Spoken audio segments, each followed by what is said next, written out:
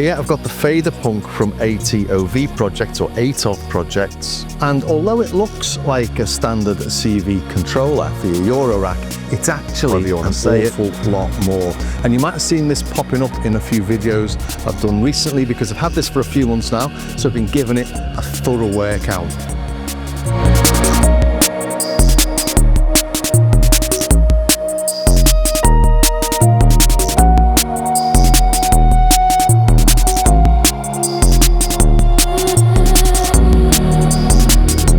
In this one, I'm using it to control Roland Cloud's version of their CR-78. I'm sending MIDI to the control volume with the different drum tones, as well as live tuning the kick drum to give me a bass line, plus I'm changing a few other parameters, all via MIDI CC.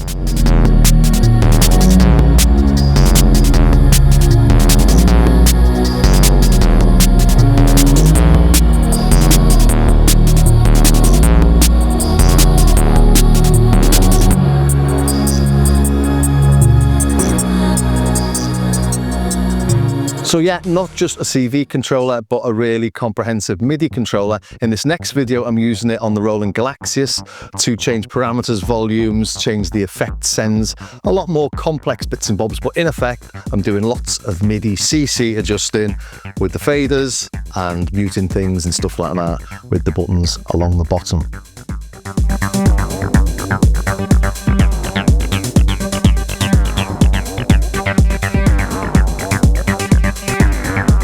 Yes, then, it's a CV and MIDI controller, but in those examples, I'm hardly scratching the surface of what it can do. All I'm doing is adjusting the levels of CC parameters. But in this, under the hood, there's a growing number of apps that can create, basically, effectively make it into a whole bunch of different CV and MIDI modules. You can think of it almost as like a hands-on disting with lots of different apps for each of the faders. You upload the apps to the hardware using an online configurator, and this is what we've got so far. Well, this is actually the firmware 1.9 beta. So there's a couple of extra ones on this that aren't available just yet.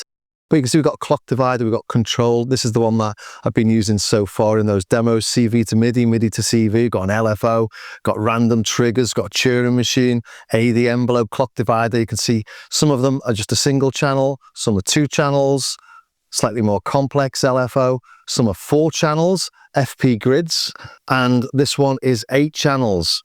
And I think I'll take a look at these more complex ones to give you a good overview of what this can do. And we'll start off with looking at grids, which I've put on channels 1 to 4, and the sequencer is on channels 5 to 12. And this is currently only in the beta version of the firmware. It's their version of mutable grids laid out in 4 of these channels. If I press play, got it in drum mode at the minute. We've also got Euclidean mode. So the sliders do different things depending on what mode you're in, obviously. In Euclidean mode, it's a number of steps. For example, I won't go through absolutely every option you've got in this because there are a fair few things you can do with it. Here are the instructions just for grid alone. So you can see you've got the 4 different channels there, and depending on what mode you're in, you've got different options. So putting into the next mode, which is drum and bass mode, there are the options, or they're the probability of them playing. And there we've got different patterns on this one.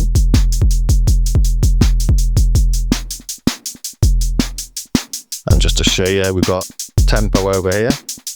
This is for the whole of the Faderpunk for the internal clock.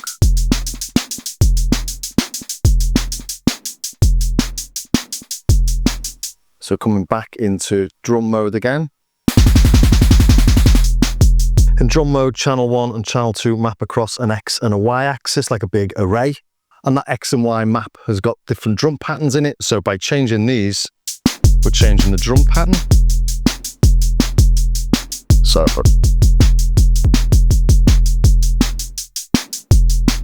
So there's loads of things you can do in that one single app, which is why I wanted to show it to you, because it's much more complex than just a simple fader bank. Another really nice complex one is the sequencer. And I've got this Starsky bit laid out as the sequencer. We've got 2, 4, 6, 8 different channels that we're using on this, and they control 4 tracks of sequencer. If we hold this button here, we can select the different tracks. You can see we've got the is that sort of orange color, pink, green and blue. So that's 1, 2, 3, 4.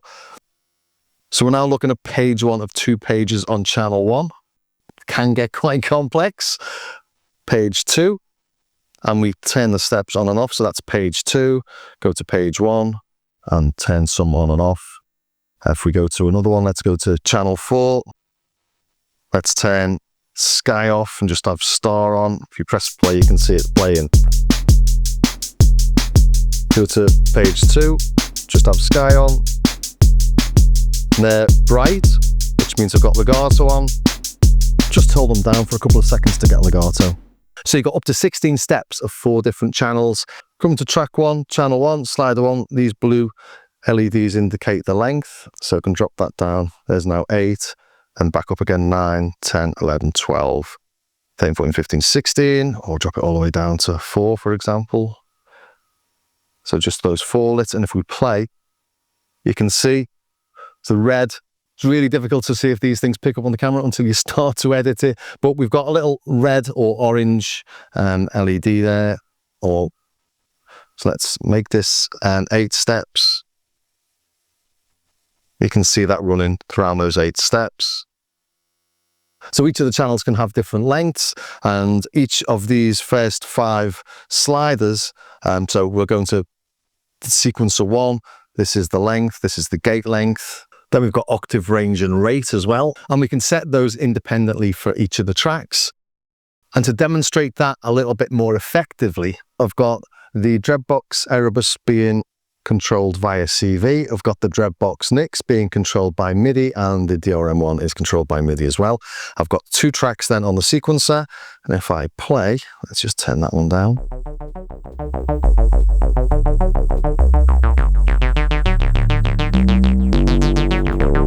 And if I look at channel 2, which is this one here, I've got 14 steps long. So let's drop it down to 4.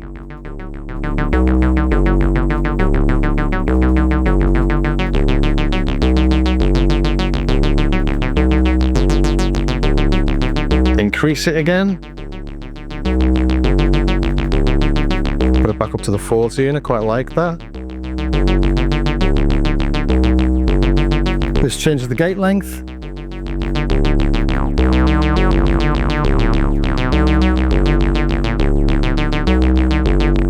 Octave. The range, this one is.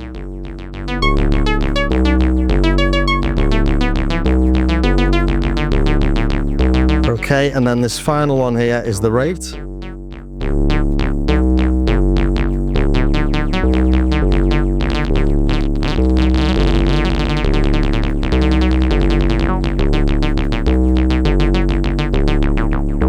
And on this, I've got the drums.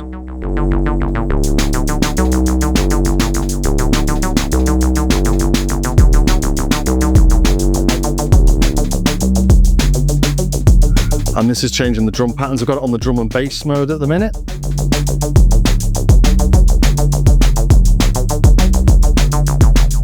Change the pattern.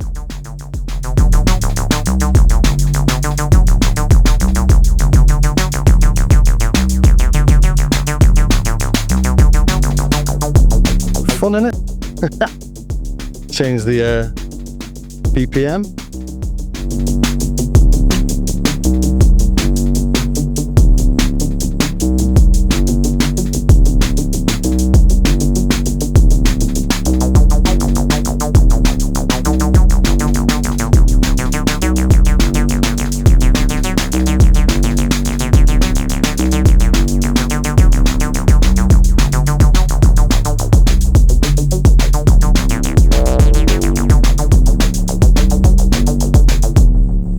And I could play around with that for hours, coming up with all sorts of different patterns. And you could save each of the individual patterns you come up with.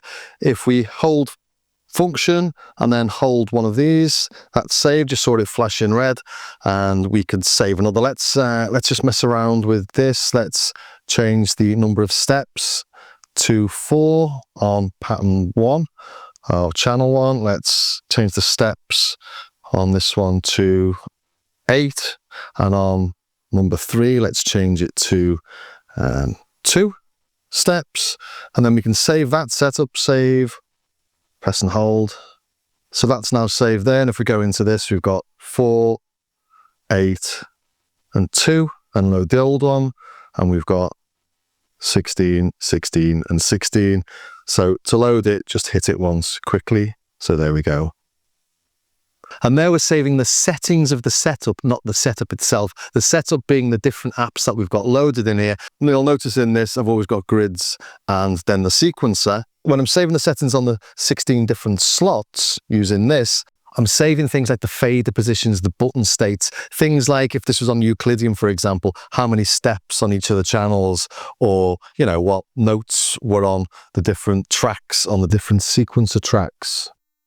Like I say, the different length of the sequencers or the different gate lengths on the sequencer, but not different apps. I actually thought when I got this, I thought I wasn't doing something quite right, and I thought I should surely, when I save something in slots 1 to 16, I'm saving, I don't know, the LFOs or the sequencer or the MIDI to CV converters or whatever apps I was loading. But no, you save the settings for those apps, not the apps themselves. You save the apps themselves here in the configurator.